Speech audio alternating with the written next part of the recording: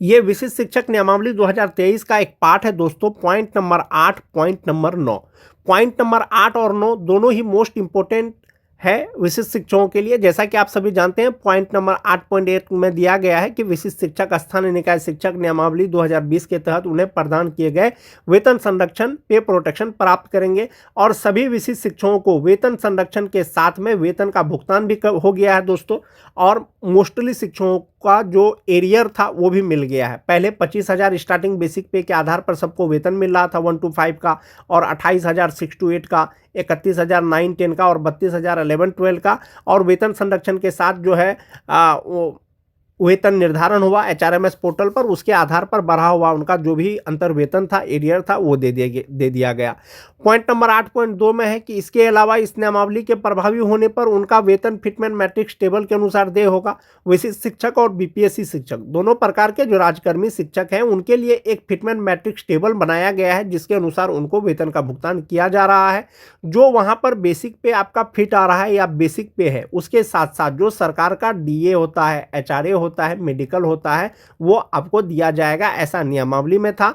साथ ही साथ दोस्तों जो प्रमोशन का बात था, मोस्ट इंपोर्टेंट चीज है प्रमोशन का था कि 1 to 5 के जो विशिष्ट शिक्षक हैं वो 6 to 8 के विशिष्ट शिक्षक बनेंगे, 6 to 8 के जो विशिष्ट शिक्षक हैं 6 to 8 के वरीय विशिष्ट शिक्षक बनेंगे, 9 10 के जो विशिष्ट शिक्षक हैं 11 12 के विशिष्ट शिक्षक बनेंगे, 11 12 के जो विशिष्ट शिक्षक हैं 11 12 के वरीय विशिष्ट शिक्षक बनेंगे, ऐसा नियमावली में दिया गया था।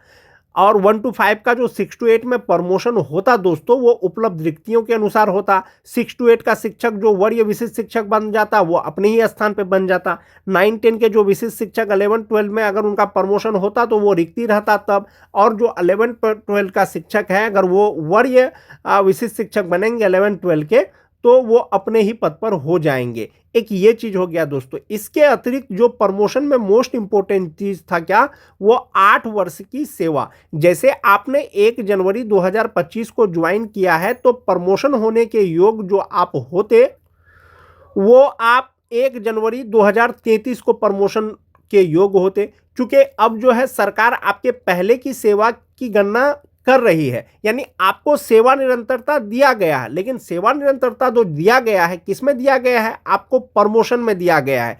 यानी कि अब आपका जो योगदान का तिथि 8 वर्ष जो गिना जाएगा, वो 1/1/2025 से गिना नहीं जाएगा, प्रशिक्षित वेतनमान की तिथि से। जैसे बहुत लोगों को 2014 से प्रशिक्षित मान का वेतन मिल रहा है, तो उस समय से 8 वर्ष गिना जाएगा। जब उसका 8 वर्ष पूर्ण जाएगा तो उनको प्रमोशन हो जाएगा। बहुत सारे आप सपोज कीजिए TT पास शिक्षक होंगे जो 2013-16 में ज्वाइन किए होंगे। अगर उनमें से किसी का अगर प्रशिक्षित वेतनमान का अगर 8 साल हो गया है अभी, तो उनका प्रमोशन हो जाएगा। तो इस प्रकार से दोस्तों सेवा निरंतरता आपको दिया गया है। जो नियमावली में प्रमोशन का बात था कि 8 साल बाद प्रमोशन होगा, अब ये 8 साल जो गिना जाएगा आपका, वो प्रशिक्षित वेतनमान की तिथि से गिना जाएगा। एक ये चीज हो गया। सेवा निरंतरता आपको प्रमोशन में मिलेगा। 1 to 5 का शिक्षक का जो प्रमोशन 6 to 8 में होगा दोस्तों। अगर योग्यता की बात करें, 6 to 8 का शिक्षक बनने के लिए जो योग्यता होना चाहिए वो आपके पास रहेगा तो आपको प्रमोशन होगा। 9 10 के शिक्षक हैं 11 12 में, अगर उनका प्रमोशन होगा तो 11 12 के लिए जो योग्यता चाहिए अगर वो है तो आपका प्रमोशन होगा। जैसे 1 to 5 का मूलतः inter pass plus training plus जो भी BTET CTET है वो होता है, लेकिन 6 to 8 का शिक्षक बनने के लिए आपको ग्रेजुएट होना चाहिए, साथ ही साथ ट्रेन होना चाहिए, साथ ही साथ BTET स्टेट पास होना चाहिए। तो अगर आप ग्रेजुएट नहीं हैं, आपका प्रशिक्षित वेतनमान का 8 साल पूर्ण गया है, अभी आप प्रमोशन लेना चाहते हैं लेकिन आप ग्रेजुएट नहीं हैं, तो आपका प्रमोशन नहीं होगा। एसेंशियल क्वालिफिकेशन आपके पास होना ही चाहिए।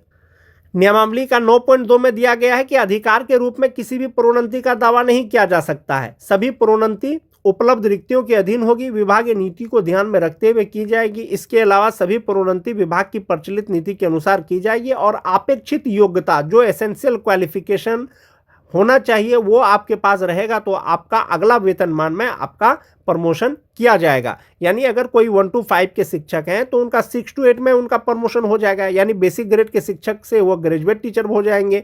9 10 के जो शिक्षक हैं वो 11 12 के शिक्षक बन जाएंगे, उनका ग्रेड चेंज हो जाएगा। जो फिटमेंट मैट्रिक्स टेबल का बात किया गया है दोस्तों नियमावली में, तो वो यही फिटमेन मैट्रिक्स टेबल है। जो 1 to 5 का स्टार्टिंग बेसिक पे है वो 25,000 रुपया है, 6 to 8 का 28,000 रुपया है, 9-10 का 31,000 रुपया है, 11-12 का 32,000 रुपया है। जो बेसिक पे आपको स्थानीय शिक्षक के रूप में मिल रहा था, नियोजित शिक्षक के रूप में मिल रहा था, पे प्रोटेक्शन के अनुसार आपका बेसिक पे जहां फिट आ रहा था वहां पर आपका वेतन निर्धारण किया गया है। उसी के आधार पर अभी आपको वेतन भी मिल रहा है और बहुत दिन तक आपको अक्टूबर नवंबर तक 25,000 बेसिक पे के आधार पर 1 to 5 का, 28,000 बेसिक पे के आधार पर 6 to 8 का, 31,000 बेसिक पे के आधार पर 9-10 का और 32,000 बेसिक पे के आधार पर 11-12 का जो वेतन मिला था उसका जो अंतर वेतन था दोस्तों, एरियर का भुगतान कर दिया गया है। तो जो 2003-05 के शिक्षक विशिष्ट शिक्षक बन गए हैं या बीपीएससी शिक्षक बन गए हैं, उनका जो वेतन निर्धारण हुआ 2025 में वो 31,670 रुपया पर हुआ और अभी जनवरी 2026 से जो उनका बेसिक पे है इंडेक्स 10 के अनुसार 32,620 रुपया है। जो स्नातक ग्रेड के शिक्षक हैं दोस्तों, उनका 28,840 रुपया पर वेतन निर्धारण हुआ था, अभी 29,700 रुपया है। उसी तरह से 9-10 का, उसी तरह से 11-12 का। अब जब आपका सेवा का गणना हो रहा है तो किस में हो रहा है? प्रमोशन में हो रहा है। आपका ग्रेड चेंज हो जाएगा, आपका इंडेक्स सेम रहेगा। जैसे मान जाइए कि जो 2003-05 के कोई शिक्षक हैं, इंडेक्स 10 के अनुसार जनवरी 2026 में उनका बेसिक पे 32,620 रुपया है। अब उनका प्रमोशन होगा, सेवा का गणना किया जाएगा तो उनका बेसिक पे 36,530 रुपया हो जाएगा।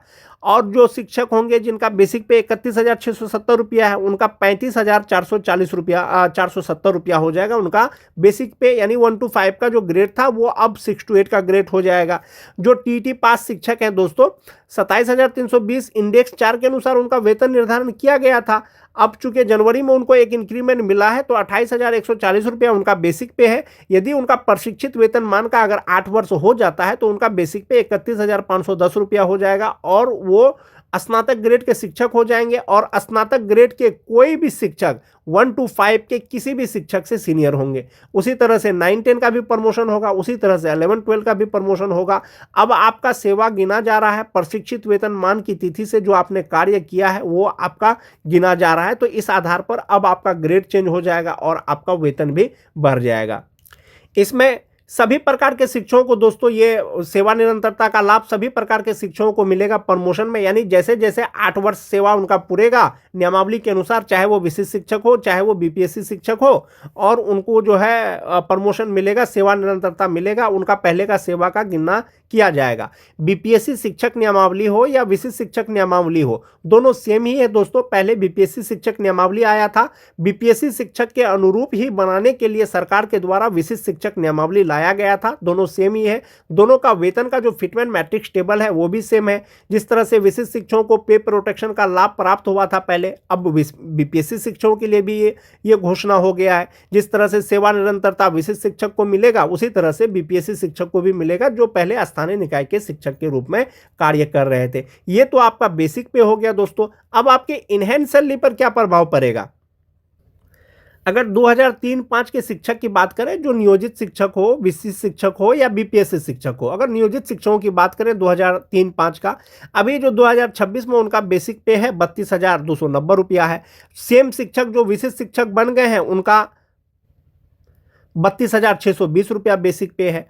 तो जो नियोजित शिक्षक हैं उनका कालबद्ध प्रोन्नति होता है, 12 साल जिनका सेवा का हो गया है तो उनका बेसिक पे 34,130 रुपया होगा। जो विशिष्ट शिक्षक बन गए हैं 32,620 रुपया उनका बेसिक पे है तो उनका 36,530 रुपया होगा।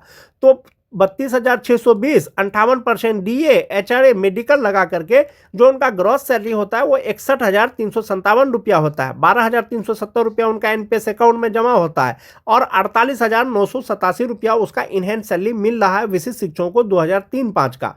अब इनका चूंकि सेवा निरंतरता इनको मिला है प्रमोशन में, अब प्रमोशन होगा तो इंडेक्स 10 के अनुसार इनका जो बेसिक पे है वो 36,530 रुपया होगा। इस पर 58% डीए, 5% एचआरए, 1,000 मेडिकल लगा करके जो ग्रॉस सैलरी होगा वो उनका 68,594 रुपया होगा। इसमें से 13,852 रुपया उनका एनपीएस अकाउंट में जमा होगा और इनहैंस सैलरी हो जाएगा 54,742 रुपया होगा।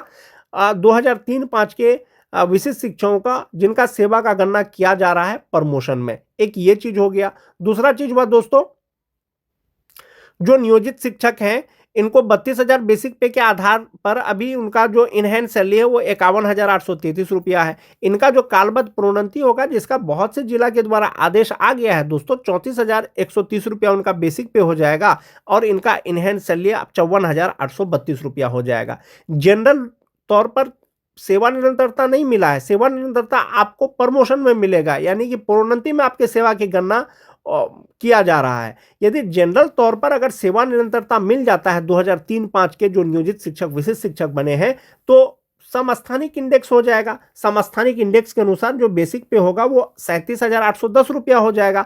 58% डीए, 5% एचआरए मेडिकल लगा करके तब जो ग्रॉस सैलरी होगा वो 70,965 रुपया होगा। 14,338 रुपया उनका एनपीएस अकाउंट में जमा होने के बाद 56,627 रुपया उनका इनहैंस सैलरी होगा जनरल तौर पर सेवा निरंतर मिलने के बाद। लेकिन अभी जो फिलहाल आपको सेवा निरंतरता मिला है वो आपको मिला है प्रमोशन में मिला है। तो प्रमोशन में मिला है जो 2003-5 के शिक्षक हैं उनका 54,742 रुपया हो जाएगा, जो 2003-5 के हैं। 2006-7 के शिक्षक की अगर बात करें, जो विशिष्ट शिक्षक हैं 31,670 रुपया अभी जनवरी 2026 से उनका मूल वेतन है। 58% डीए, 5% एचआरए मेडिकल लगा करके ग्रॉस सैलरी 59,598 रुपया होता है और इनहैंस सैलरी उनका फिलहाल 47,589 रुपया है। विभागीय आदेश के अनुसार उनका प्रमोशन होगा, उनका सेवा का गणना किया जाएगा तो इंडेक्स 9 के अनुसार ही उनका बेसिक पे अब 35,470 रुपया हो जाएगा। अभी तो फिलहाल मान जाइए कि आपका 58% डीए है, 58 डीए जैसे जैसे बढ़ेगा तो आपका वो वेतन बढ़ेगा। तो फिलहाल जो 58% डीए है वो 20,573 रुपया है हो जाएगा और 5% एचआरए 1,774 रुपया, 1,000 मेडिकल, ग्रॉस सैलरी 66,633 रुपया हो जाएगा। 13,450 रुपया इनका एनपीएस अकाउंट में जमा होने के बाद 53,180 रुपया हो जाएगा इनहैंस सैलरी। लेकिन फिलहाल उनको मिल रहा है 47,589 रुपया। फिलहाल चूंकि उनका प्रमोशन नहीं हुआ है, सेवा निरंतरता नहीं मिला है, तो 12,009 रुपया उनका एनपीएस अकाउंट में जमा हो रहा है। जब प्रमोशन हो जाएगा, सेवा को गिना जाएगा तो 13,450 रुपया उनका एनपीएस अकाउंट में जमा होगा। 2006-7 के शिक्षक जो नियोजित शिक्षक हैं अभी भी उनका 31,000 बेसिक पे के आधार पर 50,284 रुपया उनको इनहैंस सैलरी मिल रहा है और प्रमोशन होगा तो 33,120 रुपया हो जाएगा और तब इनहैंस सैलरी 53,186 रुपया हो जाएगा। मैंने आपको पहले ही भी बताया दोस्तों कि जनरल लूप में सेवा निरंतरता नहीं मिला है। यदि जनरल लूप में सेवा निरंतरता मिलेगा तो ये 31,670 रुपया जो है वो 36,710 रुपया हो जाएगा और इसके आधार पर जो इनका ग्रॉस सैलरी होगा वो 68,928 रुपया होगा और इनहैंस सैलरी 55,008 रुपया होगा।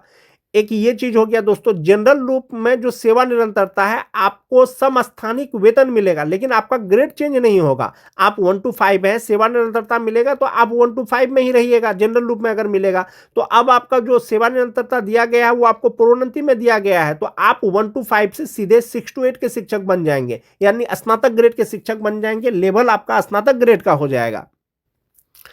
2009-10 के शिक्षक की अगर बात करें 30,750 रुपया भी उनका बेसिक पे है। 58% डीए, 5% एचआरए मेडिकल लगा करके जो ग्रॉस सैलरी उनका होता है 57,894 रुपया होता है। इनहैंस सैलरी उनको 46,234 रुपया भी मिल रहा है। 11,660 रुपया उनका एनपीएस अकाउंट में जमा हो रहा है और ये जो मिल रहा है ये इंडेक्स 8 के अनुसार मिल रहा है। अब उनका सेवा का गणना किया जा रहा है, सेवा निरंतरता मिलेगा, प्रोन्नति हो जाएगा तो वो बेसिक पे 34,440 रुपया हो जाएगा। इसमें जो डीए होगा, एचआरए होगा, मेडिकल होगा, ग्रॉस सैलरी 64,725 रुपया हो जाएगा। 13,060 रुपया उनका एनपीएस अकाउंट में जमा होने के बाद 51,665 रुपया हो जाएगा। यानी फिलहाल 46,234 रुपया मिल रहा है, प्रोन्नति हो जाएगा तो 51,665 रुपया हो जाएगा। जो 9-10 के नियोजित शिक्षक हैं 30,720 रुपया उनका बेसिक पे है अभी। इसके आधार पर जो इनहैंस सैलरी उनको मिल रहा है 48,785 रुपया मिल रहा है। कालबद्ध प्रोन्नति होगा तो ये 30,420 रुपया सीधा 32,160 रुपया हो जाएगा। 32,160 रुपया हो जाएगा तो इसमें डीए एचआरए सब मिलाएंगे तो इनका इनहैंस सैलरी 51,000 हो जाए, 51,621 रुपया हो जाएगा।